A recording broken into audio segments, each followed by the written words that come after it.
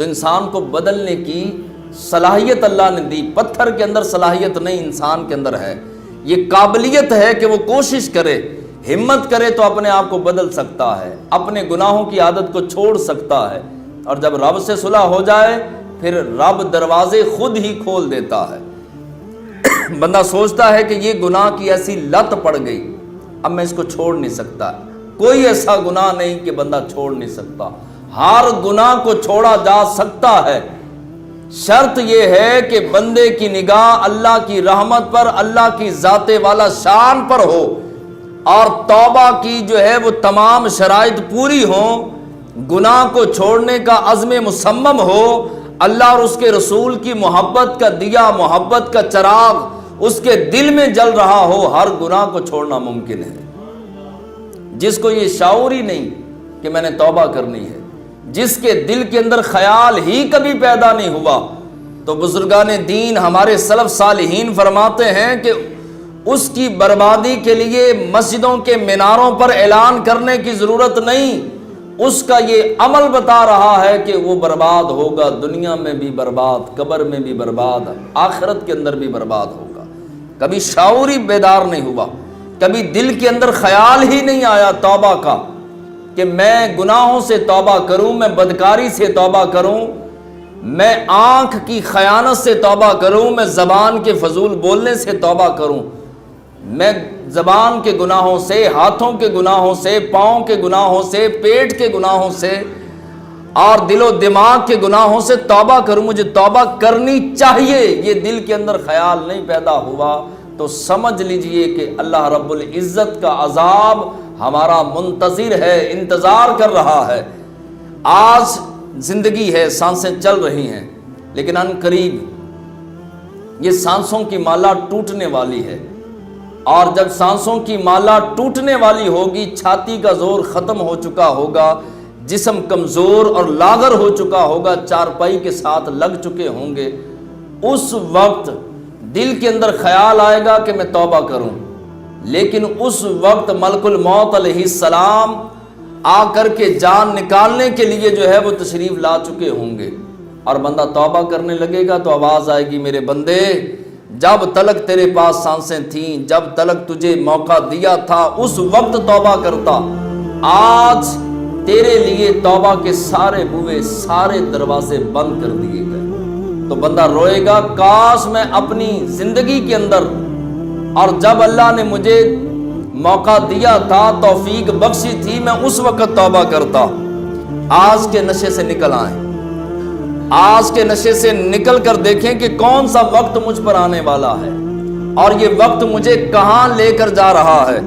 شب برات یہ دعوت دے رہی ہے، شب برات یہ چھٹکارے والی رات مجھے اور آپ کو یہ دعوت دے رہی ہے کہ اگر چھٹکارا چاہتا ہے جہنم سے، چھٹکارا چاہتا ہے گناہوں سے، اور چھٹکارا چاہتا ہے قبر کے عذاب سے، چھٹکارا چاہتا ہے میدان محشر کے عذاب سے، تو آجا آج کی رات، یعنی کہ وہ شب برات کی رات اللہ کی رحمتیں بندوں کو پکارتی ہیں، آ جاؤ.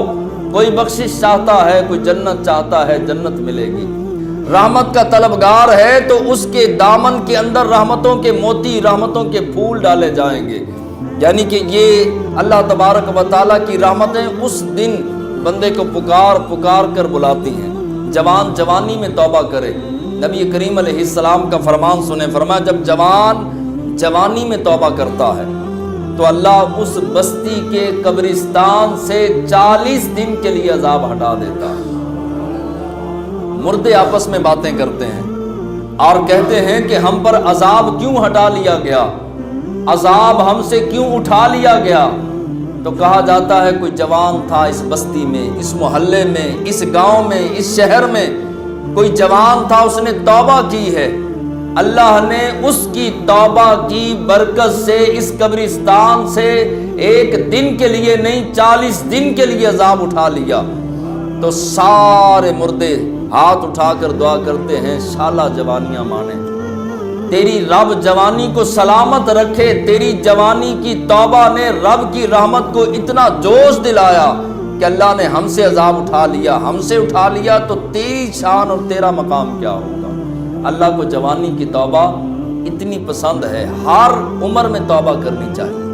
بچپن ہے تب توبہ کریں، جھوٹی توبہ، کانوں کو ہاتھ لگانا، توبہ توبہ توبہ توبہ، اس کو توبہ نہیں کہتے۔ دل کے اندر چوٹ لگی ہو، ندامت ہو، گناہوں کی شرمندگی ہو، اور ہو سکے تو آنکھوں سے آنسو رواں ہوں، اور بندہ سوچ رہا ہو کہ واقعی یار یہ گناہ ہے، واقعی میں نے اللہ کی نافرمانی کی، واقعی میں نے اپنے ساتھ دھوکہ کیا، فراڈ کیا، میں نے اپنے ساتھ ظلم کیا، ندامت ہو، شرمندگی ہو۔ ندامت اور شرمندگی کو، جو حقیقی شرمندگی ہوتی ہے، اس کو توبہ کہا جاتا ہے۔ شب برات کے فضائل اور خصوصیات میں یہ بھی ہے کہ اللہ تعالیٰ اس رات اپنے تفصیلی احکامات فرشتوں کے سپرد کر دیتا ہے تاکہ وہ نافذ کریں۔ تفصیلی احکامات، سارے حکم، پورے سال کے احکامات تفصیل کے ساتھ فرشتوں کے سپرد کیے جاتے ہیں۔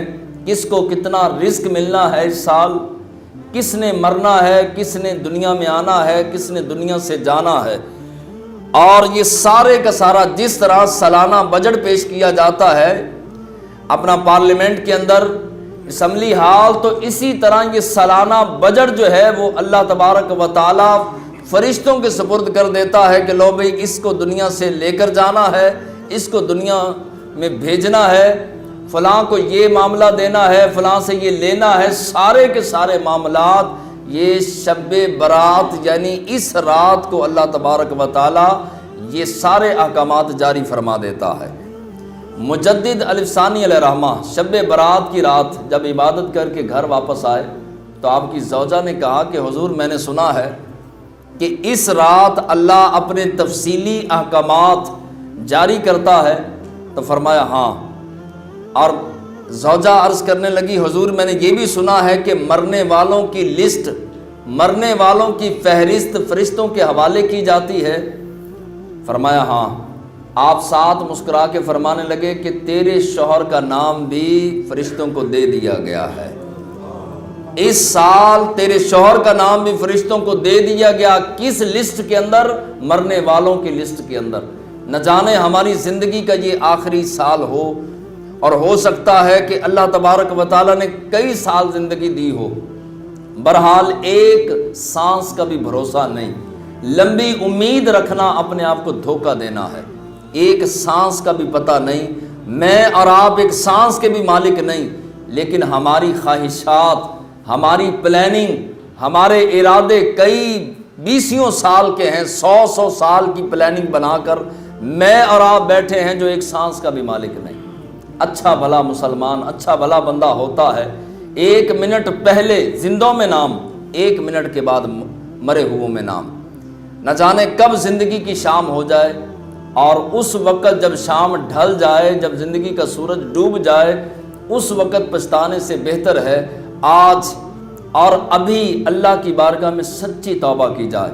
اور خصوصاً جو شب برات آ رہی ہے، یعنی چھٹکارے کی رات آ رہی ہے، یعنی معراج اپنا شعبان المعظم کی 15ویں شب، اس شب کوئی مسلمان اپنا وقت ضائع نہ کرے، گلیوں میں، چوکوں میں، بازاروں میں، گھر کے اندر بیٹھ کر ٹی وی کے سامنے، موبائلوں میں نہ، بلکہ جیسے ہی مغرب ہو جائے اللہ کی بارگاہ میں آ کر کے جو ہے وہ کوئی توبہ کر رہا ہو، کوئی تلاوت قرآن کر رہا ہو، کوئی نوافل پڑھ رہا ہو، کوئی ذکر کر رہا ہو، کوئی درود و سلام پڑھ رہا ہو، کوئی آنسو بہا کے اپنی بخشش کی بھیک مانگ رہا ہو، تو ساری رات جو ہے وہ اللہ تبارک و تعالیٰ کی بارگاہ میں رجوع بھی کرنا ہے، سچی توبہ بھی کرنی ہے، اللہ کی رحمتوں کا سوال بھی کرنا ہے، اللہ کی رحمتوں کو طلب بھی کرنا ہے۔ خالق کائنات عمل کی توفیق عطا فرمائے۔